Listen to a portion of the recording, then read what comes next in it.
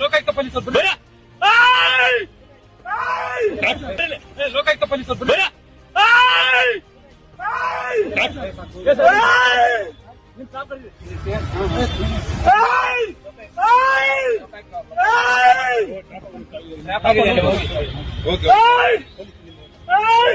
ನಿಮ್ ಸಿಬ್ಬಂದಿ ಕರೀರಿ ಸರ್, ನಿಮ್ ಸಿಬ್ಬಂದಿ ಕರೀರಿ. ವೆಪನ್ ಎಲ್ಲ